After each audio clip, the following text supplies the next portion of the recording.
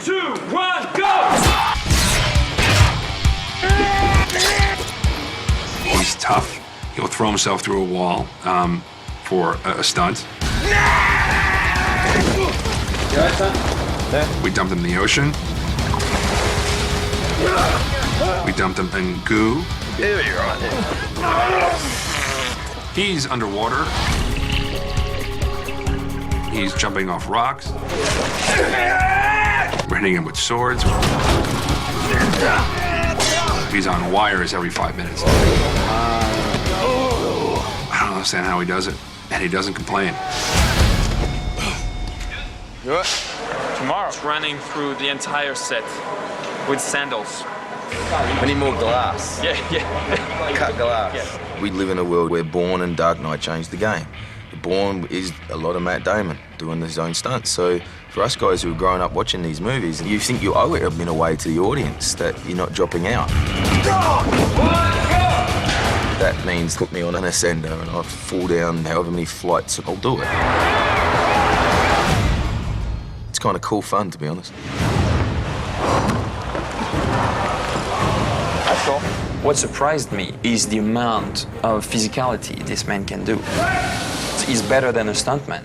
He'll say, give me the sword. This man, you can actually put him into the action and we haven't got to shoot around him, we've got him there. So you've got so much more choice of how you shoot it. Come on! Now! Set, and 3, 2, 1, go!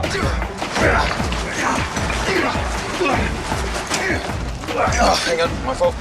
I thought it would be quite easy. I thought you could be like a 5-year-old and just pick it up and kind of bounce away. But there's a whole different kind of set of rules when you're fighting with a shield and a sword. There's a skill to it. There's a skill you acquire, and there are tricks.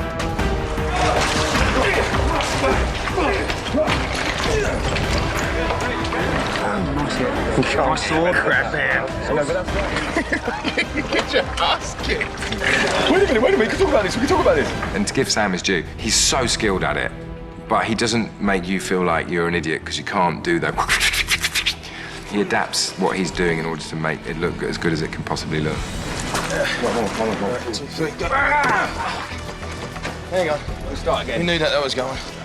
It was cool. Both fights I'm really proud of. It's great. Cut. That was really good, guys. You're just good. All right, good. Check the gate, please. Action! Sword! And Sam! Well, that was a dumb idea that I had. I thought it'd be kind of cool. I didn't realise that coming out of a scorpion, there would be a bucket load of goo on you. Only a little, you said. As Louis said, well, what do you think they've got inside them? Here we go. Ready? I thought it was going to just look cool and be real clean. Instead, you're spending the day covered in muck. And Sam!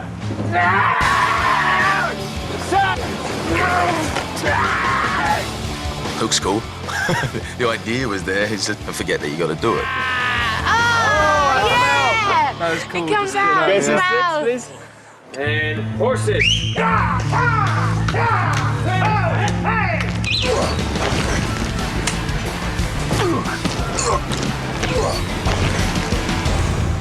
We had to do a stunt where the horse rears up and then comes back down and Sam was on the ground. You never know what the horse is going to do, you know, it's a beast.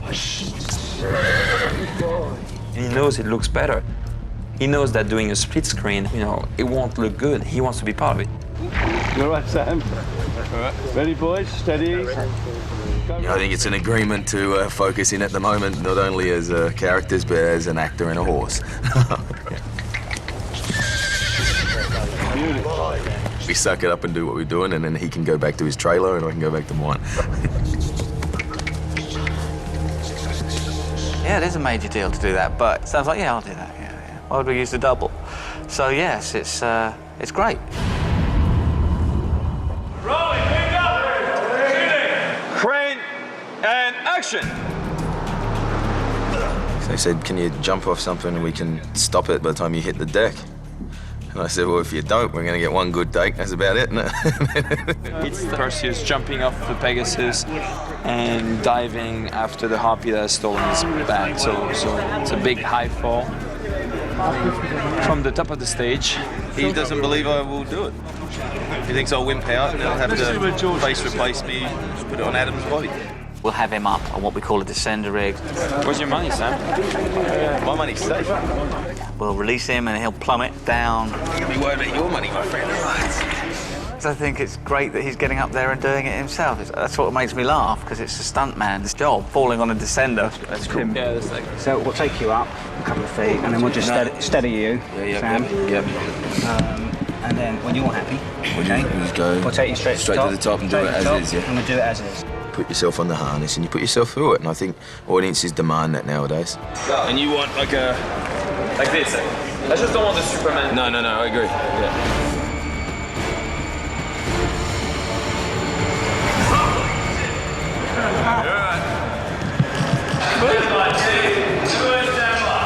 Yeah, the first one, Louis, might be a trial run Superman.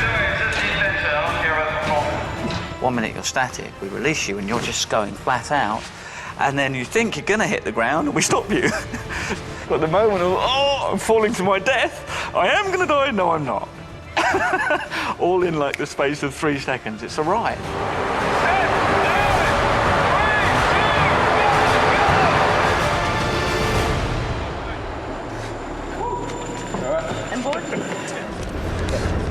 I forgot what I was meant to do. So you're just a big kind of...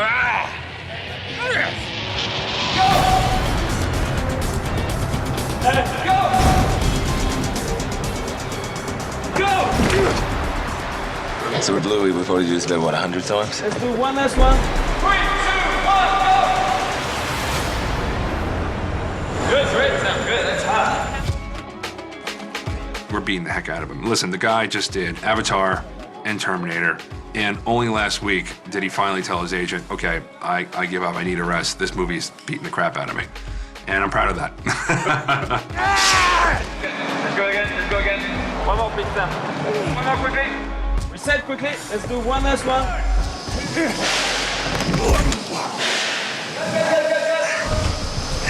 Physical pain for him is just, it's momentary, and what's important is what you get at the end of the day. Got my nuts. That to me is, that's the fun. And if it's fun for us doing it, hopefully the audience, sees that and has a good time as well.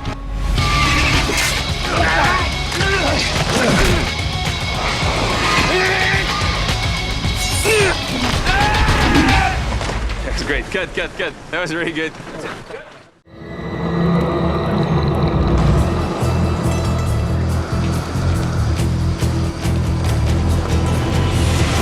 This is Medusa's lair. This is the toughest sequence, and yet the second day of principal photography. The Medusa sequence that we started the movie off shooting was extraordinarily difficult. Action! Had fire, special effects, visual effects, people dying, sword fights, people running around. And it was the first week of shooting. It was extremely tough. And I realized at that moment, this is not going to be easy to pull off. There's nothing on this movie that's easy. There's no set that's easy. There's no location that seems simple. But you've got to dive in somewhere, and we might as well dive in at the Medusa battle. And to me, what that does, it brings a solidarity amongst the actors and the crew, and it sets the tone for what we're about to experience. Why not? Why not start like that? Come on, just get on with it, get in, get it going, and everyone just loved it.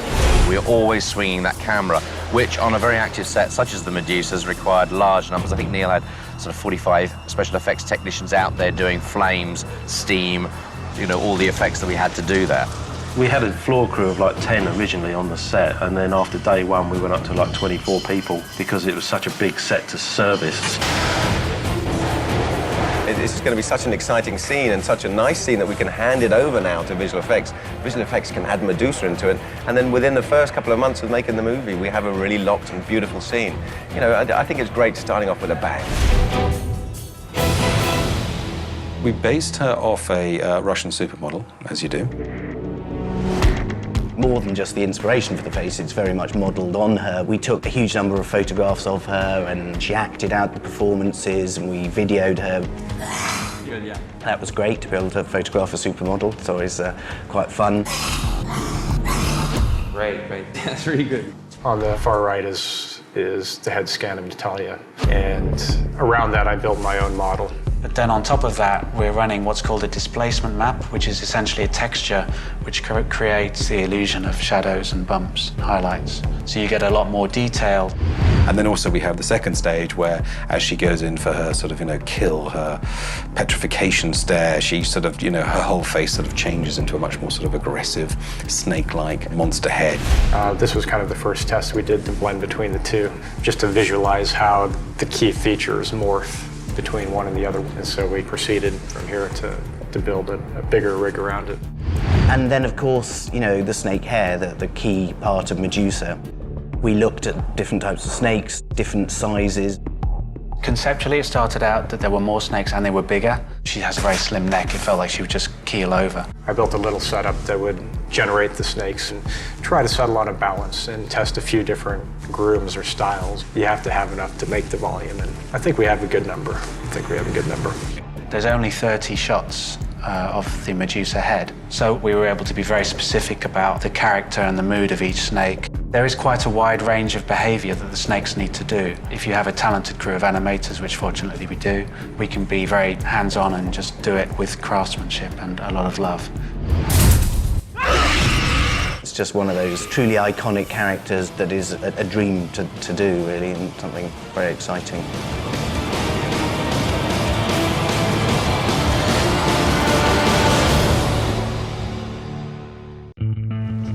One day, somebody's going to have to make a stand. One day, somebody's going to have to say enough.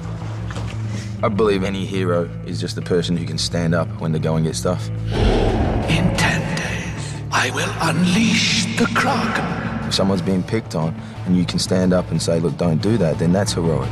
Someone's going to have to take a stand. Someone's going to have to say enough. Our original conception of the character was a lot younger, more of a boy than a man. I wanted somebody fragile, and then somebody talked to me about Sam Worthington, and I watched one of his movies, Somersault, and I saw that fragile person.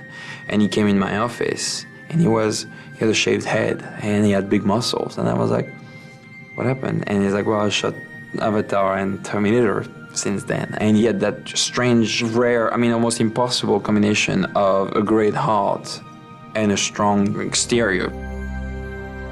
We decided to take the leap, and in retrospect, it was the smartest decision we made on the entire movie. You do believe that this guy has God in him. Who's that? I don't know. Let's ask him. This has massive sets, massive special effect chase scenes and stuff like that, but if it doesn't have a massive heart, there's no point in doing it. I can't become like them. If I do this, I do it as a man. But you are not just a man. You've got to have the connection of people saying, look, I need help. People saying, please love me. People saying, just back off, like stop being a bully and care. If they ring true, then all the other stuff is just the icing on the cake. That's too quick. That was right. You would have already seen it in there. That's where I fucked up. I think I'm not a book of that. Taking a script is a baby. Everyone loves a script when it's in its infant stage. Everyone goes oohs and ahs over it. When it's being made, it's a teenager. It's got so many questions and arguments involved with it. It's completely getting distorted and rewritten and changed, and it's hard work. It's just like raising a teen. And then when the movie comes out, it's an adult and it stands on its own 2 feet, and there you go. Hang on, by the time I get to the Medusa, I'm so clean. We have to reshoot everything. This is so good. At night, there'll be like an intense conversation. I'll go, oh, I wonder what they're talking about, thinking it would be something fun. And I'd go over and they'd be going, Sam would be going, no, because the character, on page 37, I'm like, oh God, he's talking about the script again. And I just walk off again.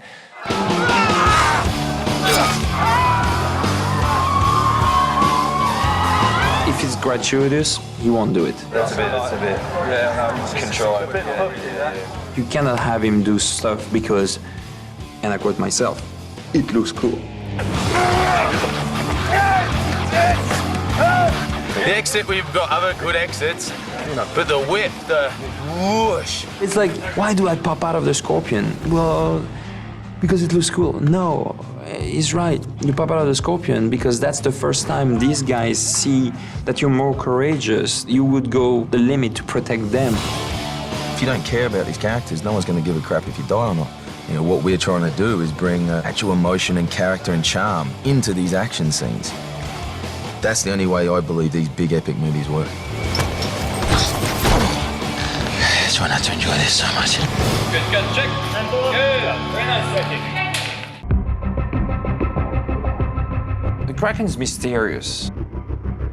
This gigantic monolith with tentacles coming out of the water. Maybe there's a beak with all these teeth inside. Everybody talks about the Kraken. He's a legend.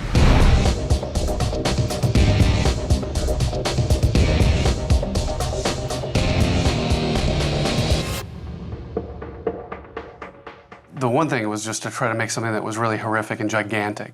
Many times in film, we've seen so many creatures that just have, you know, two arms, 2 legs, 2 eyes, but the Kraken was something completely different and needed to be designed differently. So it started off very rough at the beginning with sketches.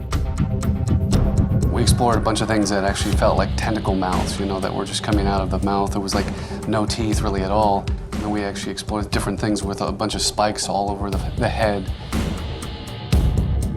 There's so many combinations. There's shark elements, there's crab, there's crustacean.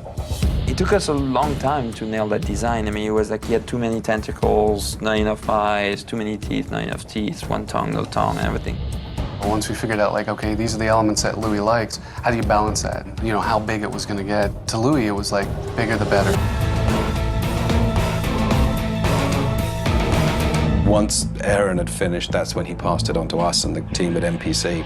So then we go into the sort of intricate details of what does each texture look like, what does a tentacle look like, what does a claw look like, what does the chest look like. It looks nice here because because his shoulders are so thrown back. It justifies the sort of hyperextension of the chest. But here, where he's in a much more sort of relaxed pose, suddenly begins to get, actually he's a bit chubby and he's got a big old chest on him. He's very barrel chested. Well, yeah, but yeah, sure. So there's a long process of sort of developing and refining and at the same time figuring out scale. It's quite a big creature, a big heavy creature, so he's quite cumbersome and quite slow. There's a fine line trying to find the right weight and the right size of the creature and the right scale of movement. It's a difficult thing really to get right is the speed of him. How fast and heavy he is. That's the biggest challenge of the Kraken. And obviously the water was a huge element. You know, it's a creature that's risen up out of the sea. It's got water cascading and pouring off it. There's a whole team of people completely dedicated to creating the water effects. There's another team that's done 6 months of look development on just the flesh and the textures of the platelets on the Kraken. Another thing, obviously, is the integration of all this. You have to think about the scale of the creature, the scale of the city, the look of the city, which was based on an actual cliff formation in Tenerife that we then worked around to make it as real as possible.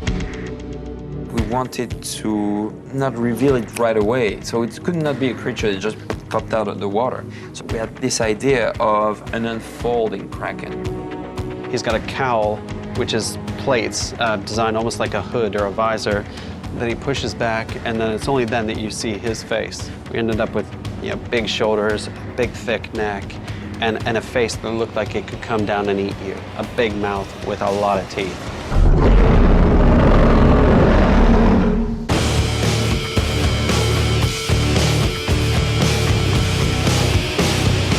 To bring all of those different components together and make sure that they work in a homogeneous way is a big one for us. It's the shots that everyone wants to work on. It's the big ones. The ones that are going to look immense on the big screen.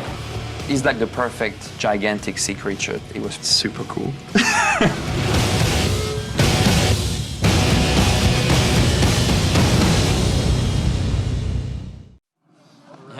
What's great about Jason is that he's played in prosthetics, so he knows how difficult it is to wear prosthetics. He was not expecting this.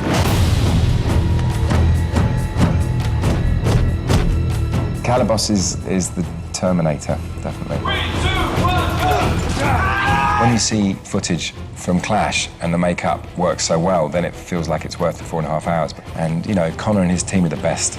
He's kind of been reformed by God, you know, so he's been deformed. To put on a whole new person is great, because it's exciting. It's what you wanted to do when you started acting, to be completely different to what you are. You messed me up, man.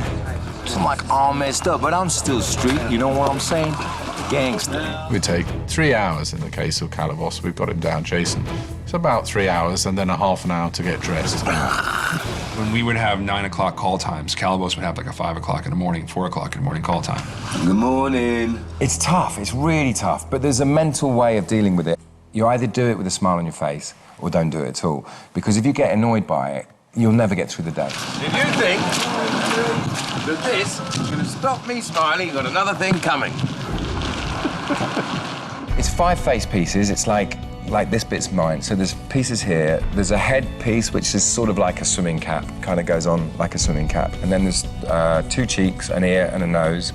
Then there's a neck piece, which is really cool. The neck's the really cool piece, because the edges are so thin, it just tucks in here, so you can't see it at all. But when you like that, you see all this great veining, which goes into the arm. Once you put a prosthetic on, it's like learning to act again. It's sort of like puppeteering, you know, with your own face. You can rework it, you know, like the forehead and the eyes. I mean, it is mostly my expressions. You know, we're going to be looking into his eyes. I wanted to see King Acrisius, see the once great king who has regrets. It's your eyes, really your eyes and your forehead that reads the, you know, aggression or quizzicalness or pain. And then once you put a prosthetic on top of that, once you can move that the same way you can move your own face, then that seems to be the key to making the prosthetic work.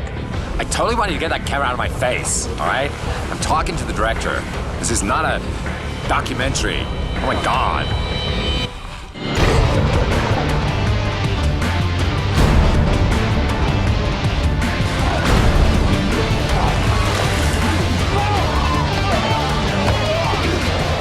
For me, I run to work every day. I love it.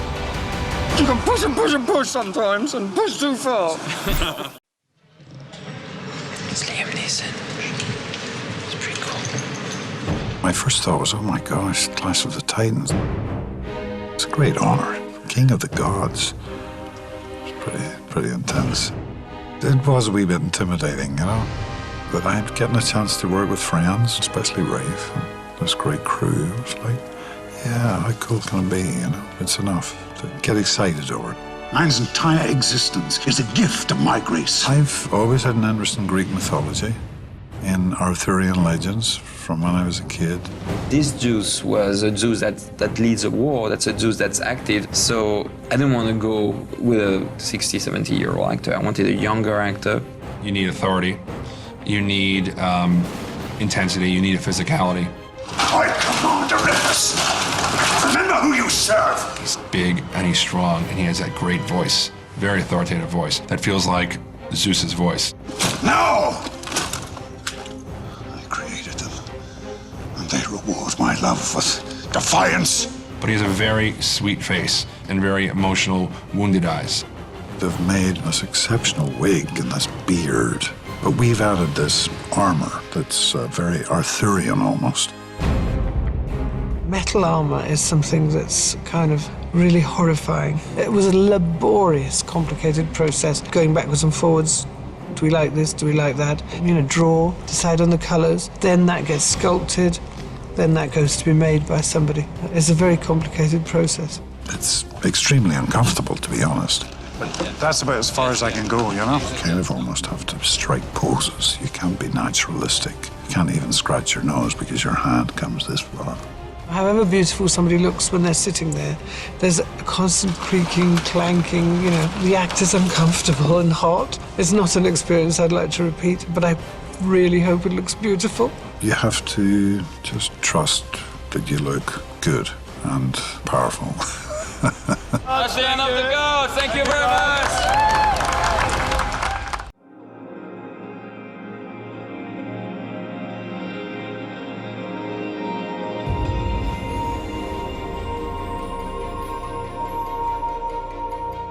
I wanted a place that hadn't been touched by the human hand. Something that was pure, that was raw. I think we need one big establisher, in the beginning, you know, maybe over there or something, you know, like where we stack it up. Beat number one, where are we going to play that? It's very rare that you can go anywhere in the world that hasn't been filmed. You know, 9 times out of 10 you can find a piece of gaffer tape or a camera marker on a rock somewhere and somebody's been there before. Tenerife gave us a virgin landscape. One scorpion here, one scorpion there. The second scorpion comes here. This feels very open. It will make it feel more like it's a diamond shape. This movie decided to go somewhere where no other crew had been before for a very long time. And what you don't see today, I mean, what we're expecting to get is a sea of clouds.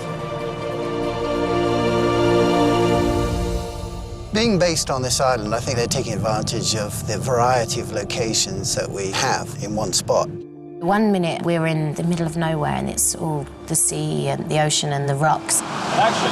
And then the next minute we're 8,000 feet up a volcano and it looks like we're on a different planet. Literally, it looks like we're on Mars.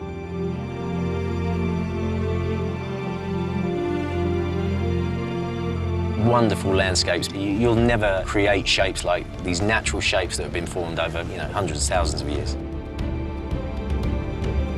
We're up at 7,500 feet at the moment, and the top of the volcano stretches up to about 12,000 feet. So we're actually above the clouds. This desert exists because the clouds are beneath us. You're suffering from a lack of oxygen, so it's pretty tough on the crew. There's not much air up here because you get like a squeeze in your lungs. So even after the first take, you're just worn out. Cut. Water, please. Water. We're on the west coast of Africa, so we have the Saharan sun. It makes it very tough to shoot. Swords. Okay. Armor. 20% oxygen. It's a wonder I'm alive. We've got about 6 locations that we're actually shooting at on the island. We've always quipped that this island gave us a continent's worth of feel in a small island, and that was why we came here. You can go an hour down and you can find thick forest that's shot itself up through the lava. And when we go down to the coast, we have the Mediterranean turquoise sea and the rugged cliff line.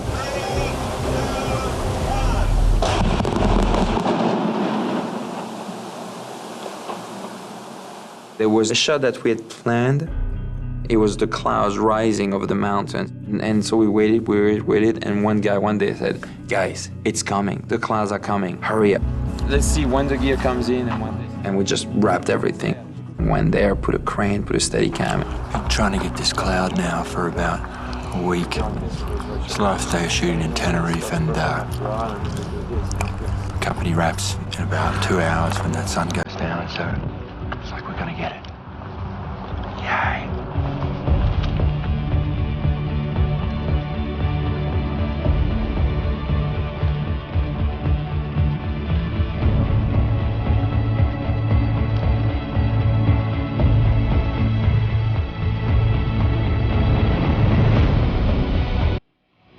People are going to look at this movie and think that some of the sets and locations are CG. You know, when you're filming above those clouds, that's for real. That's it, Tenerife done. Beautiful shot. Look at this. There's got to be a reason why 500 people, 54 trucks, make their way to the top of a volcano to all just hide themselves behind a camera. Even the crew comment that they've never ever seen anything like this before. And to capture it on film as well, even better. We're just basically in pre-production in the middle of the previs process. We established that these creatures are supposed to be super fierce. This is the time when we're able to basically break down every sequence, analyze it in the computer. But one gets speared, and the tail just goes wham! This enables us to pre-visualize, to see the entire sequence from beginning to end. We can work with Louis and exactly get the sequence that he's looking for. Out of the ground, boom, explodes the first scorpion. 15 foot tall, the brothers stop, a little bit of a uh-oh moment. I spear, I split. I'm gonna leap over here. He breaks my leg. Chung, I backslap him. And then down. Oh, look at that! Thanks very much. They aren't scorpions. That's the thing, they're scorpiox, and there is a distinction. They're bigger than that, they're powerful, much more powerful. We did sort of scaling tests, you know, with people standing by projected images and going, that looks good, that's too small, that's too big, that, you know, feels more threatening. We came up with about 12 designs. Bits of those filtered into the final design. We took like a claw from one, a leg from another, started to work on the eyes, on the face, the shape of the face, taking the best head, the best legs, the tail, you know, that evolved, and the way the tail works into the spine, works into the back. We got a lot of reference of real scorpions, and then we also looked at large creatures and how they move. So they're a kind of hybrid of insecty, fast, pincer-like movements. And if you can imagine, if they really were that size, how they would respond to gravity, momentum, and force of the real world. Visual effects and practical effects have to work hand in hand. My experience is acting is reacting, so you can't just bounce off a tennis ball. Action! You've got to have stuff that can get your head going, get your juices flowing. I mean, interaction is the hardest thing when you're fighting a giant creature that you can't really touch. If you want to hit something, there's a difference between hitting air and hitting a guy in a green suit. It reflects in your muscle tone. It gives you a different velocity kind of thing when you come in, rather than acting to air. That stuff works. You know, that's how we did it on Avatar. That's how you got to do it here. You know, you need something to bounce off.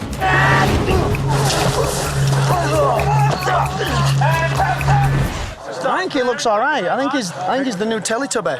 It's $50 million trying to recreate what we could have had with just this.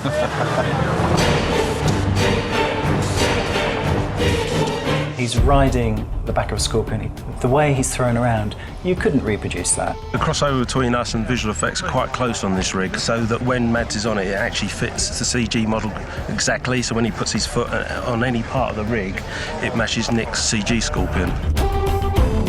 It's quite an effort to strip him off the rig and put it onto the CG one, but it looks great. So on the right here, you've got the rig on location, and here we're dropping our CG scorpion back over the top of the rig. So we've tracked every plate, match moved our scorpion to fit the sequence. And I think shooting this on location, it's really paid off, because just the lighting, the dust, the way Mars interacts with the gimbal rig is fantastic. And shots like this, you just couldn't do that as a green screen shoot.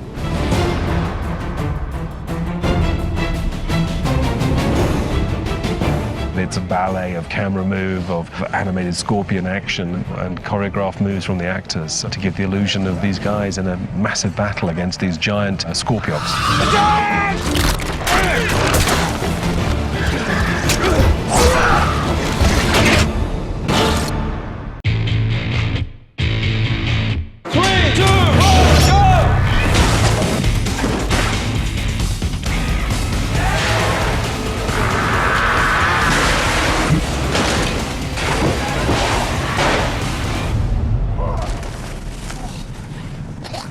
I wish the dust wasn't there so you could see it was me. Everybody's going to think it was a stump, man. Sorry for the bad language. If there was one piece of advice I'd give anyone in casting a movie like this, you gotta cast athletes. We're all young, you know, we're all kind of very competitive. But secondly, you owe it in a way to the audience that you're not dropping out. Action! We've been on top of mountains, we've been in oceans, we've been in hot, we've been in cold, we've been in rain. You have to have a physicality to be in a movie like this. The first day is fine, the next day is really sore, and the third day you can't possibly move again. Come on! You know, at first everybody's afraid of jumping, but afterwards everybody's doing it. Like as soon as one guy is doing it, everybody wants it to do it. Our stunt team is just fantastic, because not only do they give us great stunts, but they've been incredible trainers to our main actors. They're looking to make a good movie, and it's been a blessing. We've only put doubles in when it's absolutely had to be a skill set that takes years to learn, but otherwise we've pretty much had the actors do everything and they've loved it. 3, 2, 1, go! We all did a lot of our own stuff. We did. I mean, we got bashed up and bruised and scuffed, but no one ever got hurt, so that's cool. And throw! And jump! I love it. I absolutely love doing stunts, especially on the wires, because it's so much fun. It seems to me that stunt crews today, they take a big pride in making the actors look good and actually make them do it themselves. That's like the biggest part of their job. Les has done most of his own stunts on this anyway, and I'm doubling it, which is great for me. But at the same time, we haven't compromised that in order to make it achievable by actors. It's just they've stepped up to the mark and they are able to do it, which is fantastic for everybody. Even Alexa, who's done everything herself and absolutely thrived on it and wanted to, she adopted the same attitude as all the boys. She's been fantastic. Everything from, you know, being underwater in a tank, which was an extraordinary experience, to being strung up by your wrists and hanging from wires for a week. And, you know, it's just par for the course. It's what happens on these things. We are set and play! You have to actually do it. You don't know how you're going to do it. You know, that's part of the fun. I got up there and went, no, I can't do it. Like in my head, it just went, no, suddenly I can't do it. And my heart went and everything. And then the first time it was like, oh, that was cool. That was okay. I thought, because when we rehearsed it this morning, it was not that high. I'll have everyone know. It was like half that high. It can be painful. It can be exhausting. It can be all those different things. But ultimately, you know, it's our job. And if we can do it, you know, we should be doing it. I don't think I've heard anyone say, I don't like this, I'm afraid of this one. I haven't heard anyone say that. We were all covered in this cuts and bruises, but we all felt like, yeah, we're doing something here, you know, at least we're, you know, we're committing. I need a rest now, but it's fun. I love it. I know that they had a good day when there's blood on the ground. I mean, it's fantastic. On Clash of the Titans, we just do that. That's what we do. Oh, man.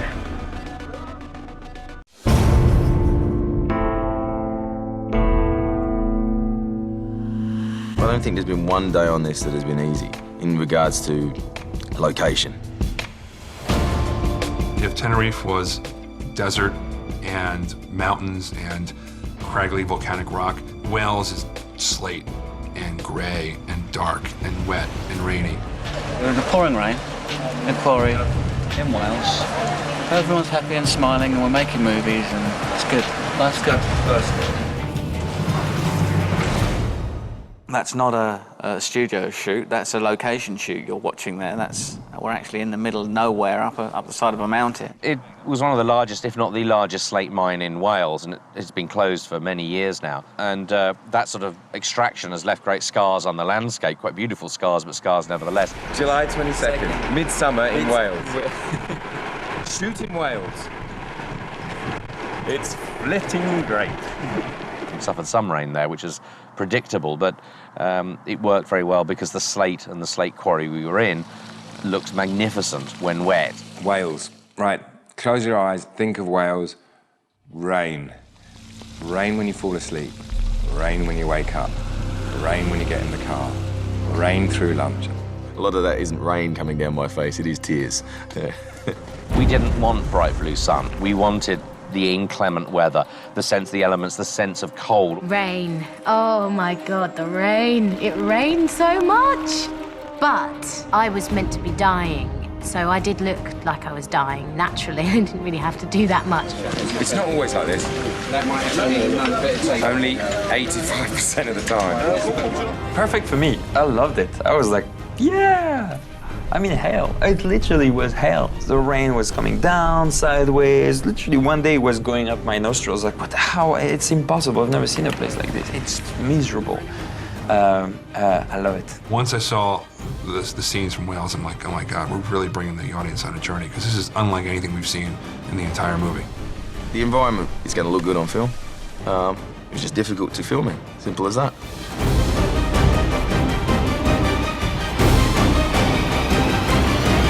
How to stay dry in Wales.